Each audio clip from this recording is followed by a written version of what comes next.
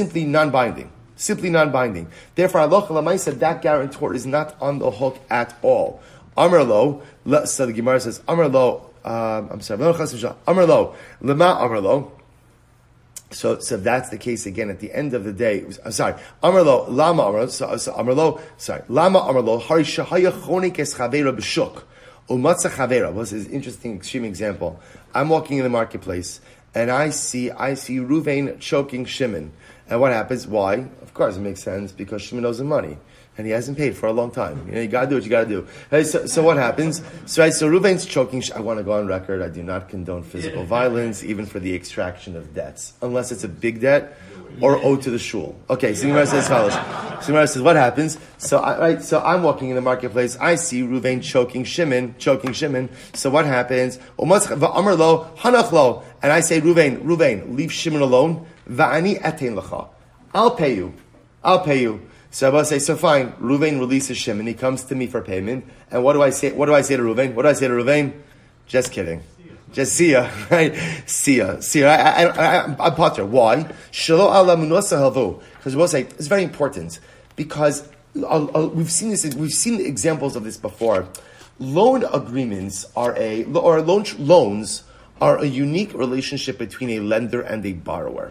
And that relationship is affected at the time that the loan is made. If a third party seeks to introduce themselves sometime later on in the transaction, that third party doesn't really become a party to the loan. See, even though I said to Reuven, let go of Shimon, right? Let go of Shimon. Oh, something happened here. Let go of Shimon. All right, I give up. I don't know. It's not... I know, but 1 second. Let me just see. Maybe it's shut off over here. It's on over there.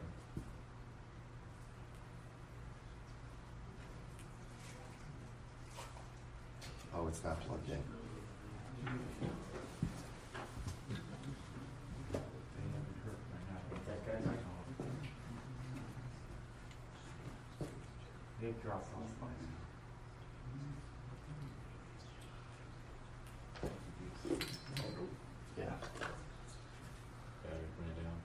Yeah. Get much to the editing. Okay, whatever. It's all good. All right, we're back. Fine. Whatever it is. All right. Yeah, it's okay. All right. So therefore, the Gemara says like this. So the Gemara says, therefore, again, even though I go ahead, I discovered what that wire was for. By the way, we had that. Good. I was doing this with my voice. We found this wire, a mysterious wire that no one knew was. Okay, found it. Anyway, so the Gemara says as follows. So the Gemara says that even though I tell Reuven, leave Shimon alone, and ultimately I'll pay you, that ultimately, again, Reuven has no claim against me. So why is this important for us? The Gemara is comparing this with a case of an arev, of a guarantor, who signs below the signatures of the witnesses. What's the effect of signing below the signatures of the witnesses? You're introducing yourself transactionally too late. And therefore, again, Benanas says such a guarantor really doesn't have any type of real obligation. Incredible. So the Gemara goes weiter. The Gemara says, good. So we should say maybe Rabbi Yochanan holds like Rabbi Shmuel, and Reish Lakish holds like Benanas. To which the Gemara says, Aliba de Ben-Nanas kuli amalo pligi. So according to Ben-Nanas, ultimately, again, everyone agrees that what? That halacha l'maisa, if I say to Reuven, right, with a shtar, with an unsigned shtar, that is in my handwriting, and I say, Reuven, I owe you $1,000, everyone agrees that according to Ben-Nanas, such a person is potter. So the Gemara says, Amad Beis, ki pligi, where does the machlokes come up? Aliba de Rabbi Shmuel. According to Rabbi Shmuel, how so? Rabbi Yochanan, Rabbi Shmuel, Reish Lakish, so Rabbi Yochanan obviously aligns with Rabbi Shmuel. But Reish Lakish, ad kan lo kamer Rabbi Shmuel hasam ela d'shayich l'shibuda da'oraisa. Ultimately, I'm going to say, up until now, up until this point, Rabbi Shmuel only said his position where we're talking about a shibuda da'oraisa. Aval hacha lo shayich shibuda da'oraisa. But here in this case, this is not talking about a biblical lien or a biblical shibud. Okay, so therefore, the Gemara says that essentially the machlokes Rabbi Yochanan and Reish Lakish does not line up with the machlokes Tanaim. Beautiful. So the Gemara goes back to Gufa, Amar Rav Gidel, Amar Rav. So Rav Gidel is the name of Rav. Rav said, going back now to our Shtari Psikta, back to our Tanoim. Thank you. Shtari Psikta. So the Gemara said, what was the Shtari Psikta? Kama atanosin lebincha kach v'kach. How much are you giving to your son? So and so and so, right? Such amount. Kama atanosin lebitcha kach v'kach. Amdu v'kidshu. So then again, they went forward with the kiddushin. Kanu. Ultimately, again, the parties, in this case, it's the two sets of parents, acquire upon themselves the obligations for the two couples. So the Gemara says, Hein hadvarim haniknim ba'amira. And ultimately, again, these are things Rabbi say that are committed to even without a kinyan. That's the chap over here. Even without a kinyan, these are things which are committed to. Amar Rava says, Mistabra milsa derav. So let's listen to this. So the novelty over here is, they're putting this down in, it sounds like they're putting, right, they're putting this down in writing. But there's no kinyan to go ahead and affect actual acquisition. But again, you don't need a kinyan for this. So the Gemara says, Amar Rava, Mistarpa milsa derav. When do we say ultimately again that such an agreement works without a kinyan? Bebito nara. Interestingly enough, in what kind of case? With a daughter who's a nara. Or a daughter who's a nara. Why? The kamati hana liyadeh. Because it was at the end of the day, for a nara, who gets her kesef kiddushin, right? Who gets the betrothal money? The father. So the father is willing to commit himself to any financial obligations because he's receiving, what's the word? It's not called benefit. It is, in transactions you have this. Consideration. He's right. Is that the right term? Right? Seth, I see you shaking your head. Good, right? You receive consideration. Right? So because the father receives consideration, i.e. the kesef kiddushin of his nara daughter, that's why it could work. Aval bogeres. But if a father is marrying off his bogeres daughter, where who gets to keep the kesef kiddushin? She keeps her own kesef kiddushin. The lo mati hana aliyadeh. Ultimately, again, the kesef kiddushin doesn't come to the father. Lo. Ultimately, again, such a document would not work without a formal kinyan. So we'll say, so just to understand what's happening over here. The Gemara introduced us today to the concept of shtari psikta, which is what we call conventionally or presently, colloquially, tinoim. That parents, families are entering into financial agreements with each other. The novelty that Rav is advancing is that this creates a binding obligation even without a kinyan. The Gemara comes along and says, oh, by the way, that must only be in a situation where the girl is a nara, so the father, at least of the kala, enters in with this with the consideration he's receiving from the kesef kiddushin. But if it's a bogeres, right, an adult woman who gets to keep her own kesef kiddushin, it must be that you require a kinyan in order to make this binding. So says the Gemara, so listen to this, to which the bogeres Velokim Amar Rav Afilu bogeres. But one second, Rav said no, this works. Such an agreement works without a kinyan, even if the kala is a bogeres. To which the Gemara says, because if you don't say this, Avi haben man mai hana asli. Because I'll say, remember again, you're only looking at the kala's perspective. But again, obviously, this agreement doesn't require any type of consideration. How do I know that? What is the father of the chassan getting? Right? The father of the chassan, there's no money that's coming to him. So obviously, to make this a binding obligation, it must be that there is no consideration that's necessary. Ella, rather, what do you have to say? Bahi hana the kamachasni adadi gamri umakni lahadadi. Now, this is interesting. So, what is it? It's the hana that each of the families receive. From what? From the knowledge that their children are marrying each other, that allows them, both parties, the husband's family and the wife's family, to fully commit to whatever financial obligations are being outlined over here. Umakni lahadadi. So I just want to point out how fascinating this is. So what the Gemara is suggesting over here is the concept of tenoim, or what we're calling shtari psikta, which are families entering into financial agreements with each other. Rav said, this is committed to writing, but it doesn't require a kinyan. Doesn't require a kinyan. Where else in halacha do we find creation of binding obligations without a kinyan? To which the Gemara says this is different. Why? Because since each of the parties have hana, from the fact that their children are entering into matrimony together, they go ahead and they commit themselves with the hana of because of the hana of the upcoming wedding. Fascinating. Dvarim halalu nitnu likasev, alo nitnu likasev. So it's a very interesting discussion. You look at Rashi. Nitnu likasev nasnu chacham ksiv ladavar in bal lahachtim edim midvarm halalu shehein below kinyan. So let's say Gemara asks an interesting question. So now I've been introduced to the Ishtari Psikta that are put down in writing, but there's no kinyan. So tell me, is there a problem committing it to writing and having witnesses sign on it or not? Or not? Or lo nitnu lichtov? Amar le lo nitnu lichtov. He said no, they were not given to go ahead and be put into writing with signatures of witnesses. Now both say, understand, what does it do if you paper something with witnesses? What does that do? That makes it into an enforceable claim. Which means, let's say Chassan's family defaults on their side of things. What's the halacha now? Kala's family could go after them and could collect even from what? Potentially what? Encumbered properties. Nechasim mishubadim. So the Gemara is asking like this. We have this beautiful thing called Tanoim. Right? The families are committing to each other. Right? If Chassan's family is doing X and Kala's doing his family is doing Y. And what happens? You don't even need a kinyan. Why don't you need a kinyan? Why not? Everyone is so happy and so excited that they're getting married that they commit themselves to that hana. So now what does the Gemara say? Okay, could we put it in a formal shtar? Could we put witnesses on it? Right? Why? Well, because this is an incredible thing. In other words, why would I want to paper it with Eidim? Because right now everybody is happy-go-lucky. Right? But Lamaisa, if somebody doesn't come through, the other party might want an enforceable shtar. So can we commit this in writing with Eidim or not? To which the Gemara says, to which Ravashi answered, Ravashi answered, no. You cannot put it down in writing with witnesses. Eisvei, so raise the kash on this. Let's go back to the Mishnah. Let's say the end of the Mishnah said what? Reuven committed to support Rachel's daughter for 5 years. So the smart guys, what did they do? They went ahead and they put a Tanai in this document. And in the document they wrote, I'll support your daughter for 5 years as long as what?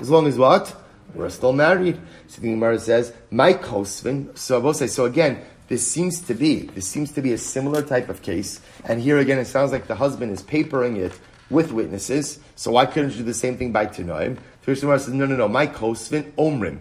No. What does it mean when it says that he writes it? It doesn't mean he writes it. Rather, what does it mean? He said it. So the Gemara says, do we call saying writing? Vatnan hakosev leishto dinu dvar in libinechsayich. Right? If a man says to, literally it's translated as, if a man writes to his wife, I want nothing to do with your property.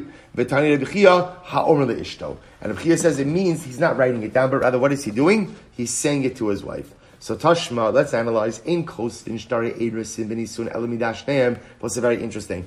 You can't write shtare erisin and nisuin without the consent of both parties, without the das of both parties.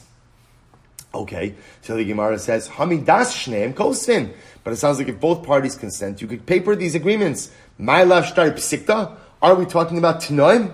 And you see from here that what Rabbi say, that as long as both of the parties agrees, what can you do? Paper the Tanoim, and not just that, but what else? Have witnesses sign on it. To which the Gemara says, no, what are we talking about? Lo shtar erusin mamish. We're talking literally about shtar erusin. Remember again, there are 3 ways in which Kiddushin could be affected. One of those ways is a shtar. Right? The husband could write to his wife, Hari'at mikudeshes li b'shtar zu. And he gives her a document. So that's what we're talking about when we said that a shtar can only be written with the consent of both parties. Let's say he wrote a shtar erusin, a document of erusin for this particular woman, but without her knowledge. Rabba v'Ravina amri mikudeshes. Rabba and Ravina says it could work. Rabba say, obviously, when it says it could work, she has to agree to get married. The point over here is the shtar was written without her knowledge. So Rabba and Ravina say it's fine. Rabba Rav amri eina mikudesh. Rabba Rav said, no. In order for shtar erusin to work, it has to what? It has to be written with the consent of the knowledge and the consent of the woman. Okay, so we'll say good. Tashma, Mesu. We'll say again, remember, what did we learn before? The Mishnah. Go back to the Mishnah's case. So we'll say, let's finish up. So the Mishnah said that what happens if Rachel was married to Reuven, makes the 5-year agreement for Rachel's daughter with Reuven. Fine. And then what happens? They get divorced, right? Rachel marries Shimon, same agreement with Shimon. Now what happens? Reuven and Shimon both die. So now both say, so now what happens? Reuven and Shimon also have their own daughters. So what did the Mishnah say? Reuven and Shimon's own daughters could collect support from unencumbered properties, but Rachel's daughter, Reuven and Shimon's stepdaughter, has the ability to collect support even from encumbered properties. Even from encumbered properties. To which the Gemara said, Meisu ben Hosein Nizoras Menechas Menechorin, Vehi, the stepdaughter, Nizoras Menechas Mishubadim, Mipnei Shehi Kabbalas Chov. Because ultimately, again, Rachel's daughter, the stepdaughter, she's a creditor. She's a creditor. Hachamaskina. So we'll say, what's the case over here? Bishakano miyado. We'll say this must be a case where Reuven and Shimon made a kinyan with Rachel on behalf of her daughter. Oh, so there's a kinyan. There's a kinyan. Kinyan creates a bona fide transactional obligation, in which case, again, now she's a bona fide creditor, right, the stepdaughter, and that's why she has the ability to collect even from the Chasim Mishubadim.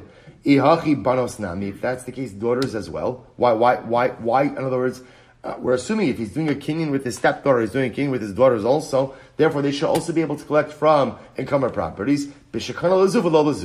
Ultimately, again, he did a kinyan with his stepdaughter. Reuven and Shimon did kinyan with Rachel's daughter, but didn't do a kinyan with their own daughters. Umay paska ihi. So we'll say, my paska. Why do you make this assumption that that's how this is set up? To which the Gemara says, I'll tell you why. Ihi the havi b'shas kinyan mahani le kinyan. Banos the lo havi b'shas kinyan lo mahani le kinyan. Because we'll say b'pashtos, the stepdaughter, right? The stepdaughter was alive at the time of Reuven's marriage to Rachel. So because she's present right, at the time of the marriage, therefore Allah L'maisa makes sense to say that the agreement that Reuven made with Rachel on behalf of Rachel's daughter's behalf was made with the kinyan. Reuven and Shimon's own daughters, they come around later on. So b'pashtos, most parents don't make formal obligations to go in and support their kids. Milo askinan, so the Gemara says, Milo askinan dahavi b'shas kinyan. Maybe not. Why can't you just as easily set it up that Reuven is married Rachel? Rachel has a daughter, so and Reuven's daughters are there also. In other words, why do you have to assume that it's a case of Reuven's daughters being born later on? Why can't Reuven's daughters be around also? V'hechi what's the case? Kigon the Garsha, the maybe he divorced and remarried her. Elaihi, the lessa b'tnai bezdin, mahani lekinyan. What's very interesting? The stepdaughter, who is not covered by the Tanai Bezdin. I both say, what Tanai Bezdin are we talking about? The Tanai Bezdin, which is actually one of the Tanai Kesuva, which is that a father agrees to support his daughters from the estate, right? As much as sons inherit the estate, daughters are supported from the estate. That's a Tanai Bezdin. So Reuven and Shimon's own daughters, who ultimately, again, by definition, their support is covered by the Tanai Bezdin, ultimately, again, I'm sorry. So let me say it differently. Ella ihi delesa b'tanai bezdin. Rachel's daughter, Reuven and Shimon's stepdaughter, who is not covered by the Tanai Bezdin, mahani le kinyan. A kinyan works for her. Banos the isnu b'tanai bezdin, but ultimately again their own daughters who are covered by the Tanai Bezdin, lo mahani lehu kinyan. A kinyan doesn't work for them. To which the Gemara says, really migra gari? So you're telling me now that a stepdaughter has stronger rights than an actual daughter? So I suppose right. Let's get this straight. So the steps, right? So the actual daughters, they're covered. They are guaranteed support through a Tanai Bezdin, but their support is limited to what? Nechasim and Nechorin, unencumbered properties. Stepdaughter, who's not covered by Tanai Bezdin, but Reuven and Shimon make an obligation to support her. She gets to even collect from what? Nechasim Mishubadim, encumbered properties. So essentially what you're telling me is that a stepdaughter has stronger rights than an actual daughter. Ella benosav hainu taima kevan de isnu b'tanai bezdin emar tsrari atvesinu. Oh, I will say here's the difference. The reason we don't let, this is actually fascinating, the reason we don't let Reuven and Shimon's actual daughters collect support from encumbered properties is why? A father loves his children. A father loves his children. So what do we assume that perhaps, or what is possible that Reuven or Shimon did during that? Let's go with Reuven. What do we assume that Reuven did during, or what could possibly have happened during Reuven's lifetime? What did he do for his daughters? A little bit of cash here, a little bit of cash here, something here, something there. That's so possible. So because there's a strong possibility that a father gave his child different things over his lifetime, when he dies, if there's nothing left in the estate to provide for support, we'll let the children go after unencumbered property, the daughters, but we will not let them go after encumbered properties, because it's just as possible that their father really gave them what they needed to live on during his lifetime. But of course, that logic doesn't apply to who? Doesn't apply to the stepdaughter. Therefore, again, the stepdaughter, and I will say that obviously in the stepdaughter case, this is presupposing Ruvain made an agreement. Remember, again, in the absence of an agreement, once Ruvain dies, or for that matter, again, Rachel and Ruvain divorce, Ruvain has no more obligations towards that stepdaughter. This is talking about a case where he entered into a legal agreement with the stepdaughter. In a circumstance like that, she's a creditor now. She's a creditor, and she can even go ahead and collect from encumbered properties. One's own children, one's own daughters, are entitled to support from the estate, but only from unencumbered properties. Why? Because the father loves his children, and it's possible that ultimately during his lifetime he gave them money to which to support themselves even after his death. I will say, by the way, I just want to point out one incredible Gemara to learn on Hoshana Rabbah. Right? Hoshana Rabbah is the end. The Zohar brings down that it's really on Hoshana Rabbah that judgment is closed. Right? We think it's Yom Kippur. It's not Yom Kippur. HaKadosh Baruch Hu keeps the books of judgment open up until Hoshana Rabbah, hoping that Emir Hashem, if we didn't get our act together by Yom Kippur, ultimately, again, what'll happen? Hashem will we'll pull it together now. So we'll say, isn't this an incredible Gemara? What is the Gemara saying? A father loves his children so much that he always gives them stuff. He always gives them stuff, right? No father is going to be stingy with his children. Always give them. I will say, is there any greater example of that than Hoshana Rabbah? Here, right, we have a whole workup. There's Chodesh Elul, and then there's Rosh Hashanah, Aseret Simei Tshuva, and it all comes to an end. When does it all come to an end? Yom Kippur. No, it doesn't. A father keeps giving to his children. A father, Tatala, Mamala, you need a little extra time? I'll give you to Hoshana Rabbah. And I'll tell you a secret. It doesn't end Hoshana Rabbah, because really the Zohar says it really stays open until when? Shmini Atzeres, and the Sfarim bring down that really the gates of Tshuva are open until when? Chanukah. And the Vashan Tov HaKadosh says it's not true, it's really open until Tu B'Shvat, because Tu B'Shvat, the Mishnah says, is Rosh Hashanah Le'ilan. Le'ilan. What's Le'ilan? Ki Adam Eitz HaSodeh. Man is like a tree of the field. So Tu B'Shvat. And 1 second, it's not really Tu B'Shvat. It's really open until Purim. Because what is Purim about? Purim is the dime of second chances. Kimu v'kiblu. An opportunity for an opportunity to get it together. And then the truth is, then after Purim it's still not closed. There's Pesach. Pesach Chag Geula Seinu. Right? Pesach HaChodesh Hazeh Lochem. Hischadshus, renewal. And then again, Pesach is not closed because it's Siyas HaOmer. Work yourself up to Kabbalah Satorah. And I will say, by the time it's Pesach, it's pretty much Elul already. Right? It's right. It's like, I'm sorry, like Lahavdil 7-11, right? Right. No, because what's the 11? They never close it. What's the 11 in 7-11? They used to. Oh, you see? Okay, good. Good. Lahavdil Elef Alti read the Abdullas. Now you will say, but what's the idea? The father always gives his children. Always. I will say that is the whole Yisod of Hoshana Rabbah.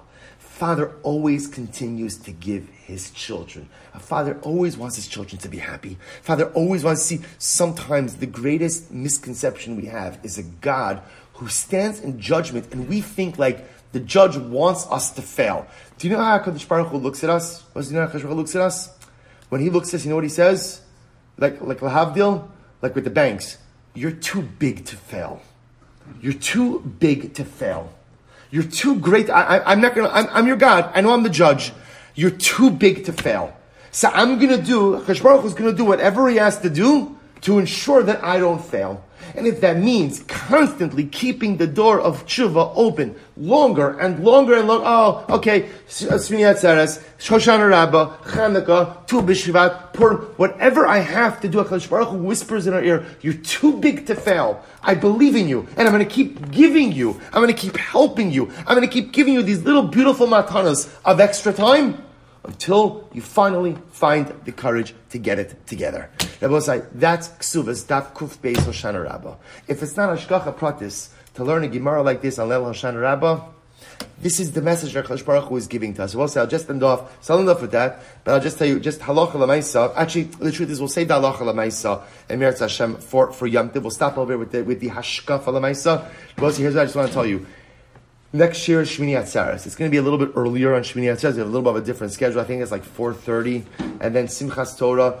It's not easy to come to Daf 4:30 Yom Tov afternoon, and it's not easy to come to Daf on Simchas Torah afternoon for a whole variety of different reasons, right? I'll say, but I just want to tell you, we have ridiculously incredible Gemara coming up in the next couple of days, like ridiculously incredible.